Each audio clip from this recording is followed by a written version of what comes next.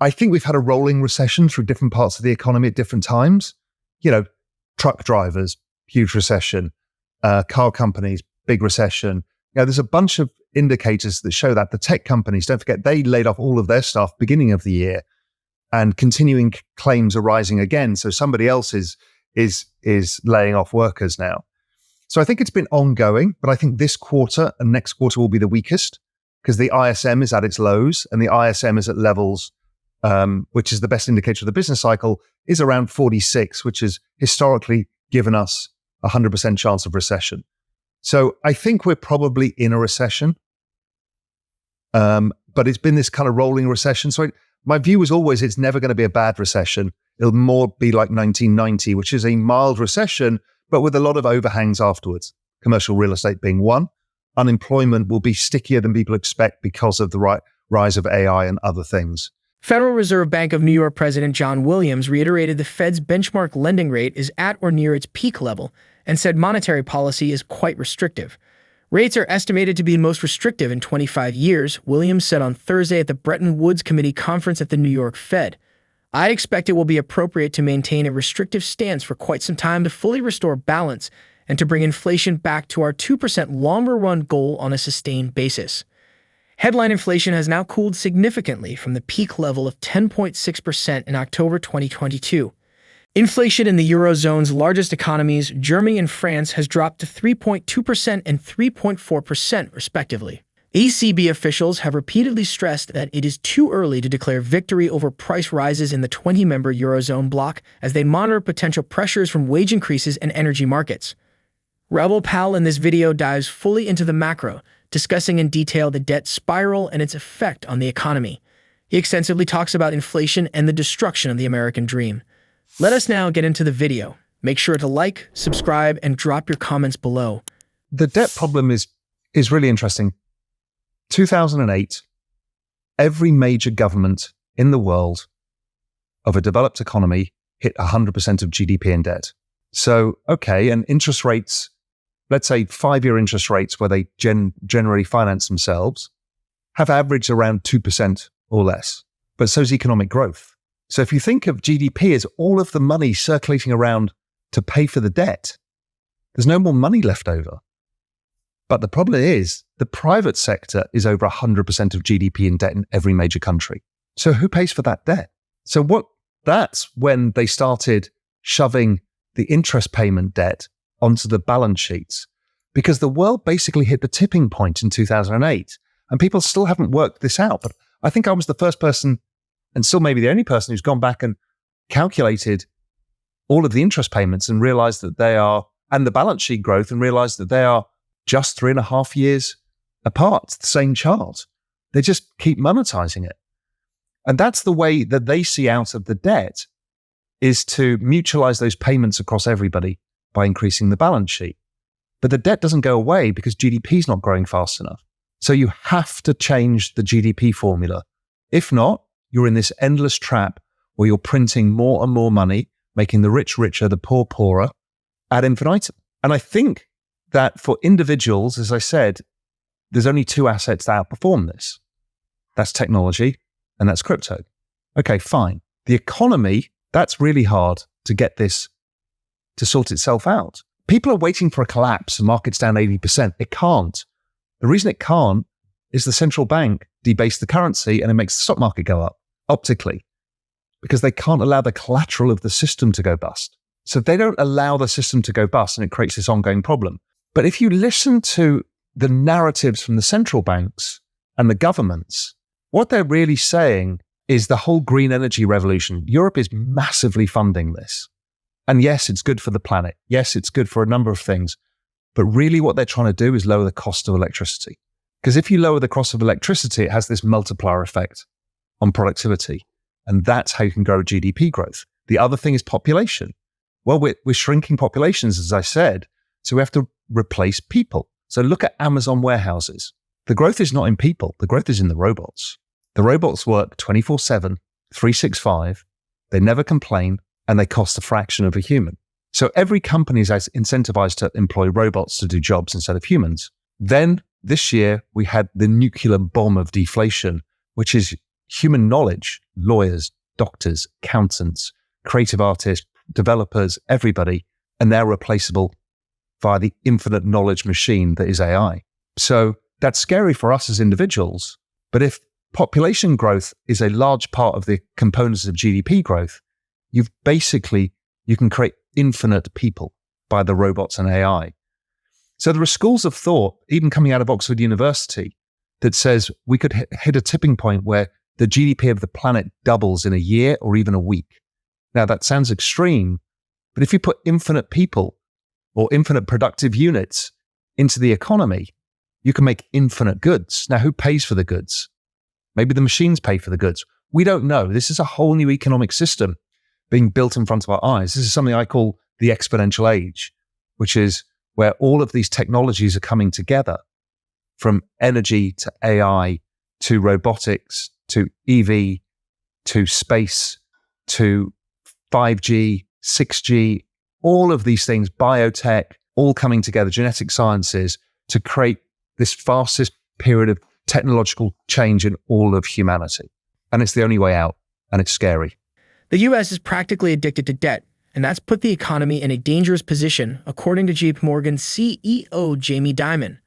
The Wall Street banking chief pointed to the enormous amount of debt the U.S. has taken out since the pandemic, including around $1 trillion distributed in stimulus checks and the $4 trillion doled out by the Federal Reserve to buy government bonds. Those actions injected a huge amount of cash into U.S. markets, leading firms to rake in more profits while stocks soared higher in 2021. That money is like heroin, Dimon said at the Global Investment Summit in London, per The Telegraph. After the debt-fueled stimulus came inflation, which prompted the Fed to apply the brakes on ultra-loose monetary policy. That's threatening to put markets in a state of withdrawal, Dimon suggested, with stocks struggling in 2022 and markets seeing big bouts of rate-fueled volatility throughout 2023. The last 5 major inflations since World War II, and then just map this current one against it. It's identical. They all kind of are the same thing. They go up and go down. It looks like Mount Fuji. It's almost symmetrical. We're seeing it already in Europe, where PPI numbers, Norway hit a negative 42% PPI. I mean, this is staggeringly disinflationary or deflationary. So my view is that when we see the kind of November, December inflation numbers in January, we will start to see inflation at 2% or lower. And that will continue, I think, to potentially deflation in the headline numbers. The core inflation and headline inflation is actually driven not by commodity prices and all of this fast-moving stuff. It's actually driven by 2 things: wage increases and owner equivalent rents, both of which are going down, are deflating. And all the forward-looking indicators suggest that they are likely to go negative. So I think there is a chance even of core inflation going negative in 2024, which is very much the opposite of what anybody else's view is. Most people, I think there's myself and Alex Gurovich are the only 2 people who've got this view. Almost everybody else thinks we're going to see sticky inflation. I just don't think we will. There's a lot of false narratives in macro, and a lot of it is based on politics. People put their political views into their economic views and then create market views around them. So there's a general desire for a recession and markets to fall. And that's driven by people who are really all about how is inflation created?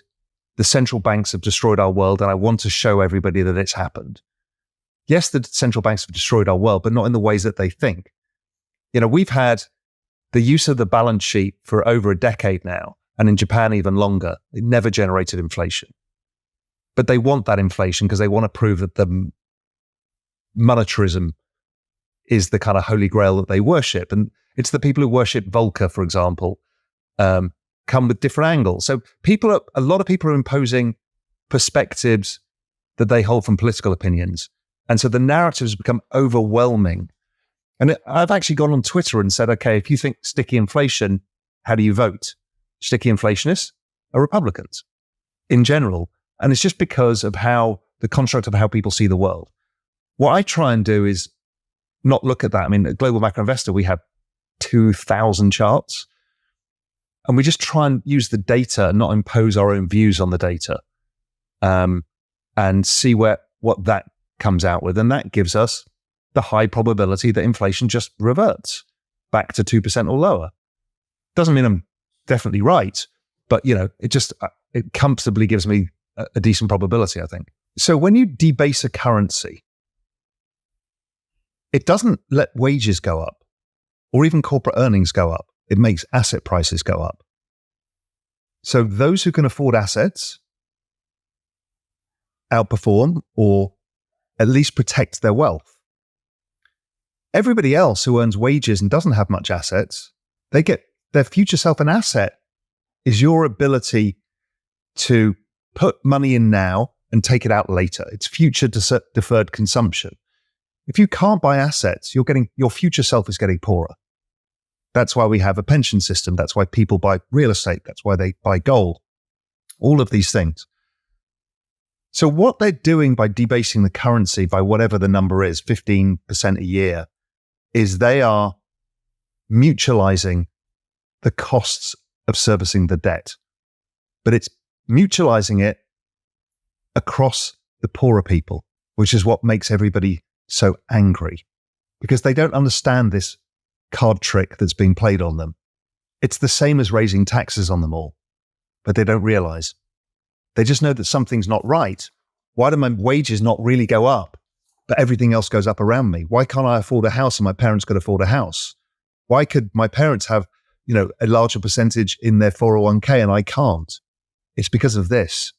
And that's what the central banks are doing.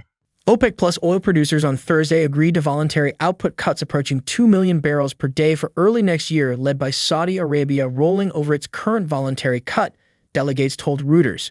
Saudi Arabia, Russia, and other members of OPEC Plus, who pump more than 40% of the world's oil, failed to agree to a group cut at a virtual meeting on Thursday, but members did go along with voluntary cuts. Oil prices fell after rising by more than 2% earlier in the session after OPEC Plus producers agreed to the cuts. Benchmark Brent crude for February futures were down 1.6% to $81.52 a barrel at 17:47 GMT. OPEC Plus also invited Brazil, a top 10 producer, to become a member of the group. The country's energy minister said it hoped to join in January. The group met to discuss 2024 output amid concerns the market faces a potential surplus, and as a 1 million barrel per day cut by Saudi Arabia was set to end next month.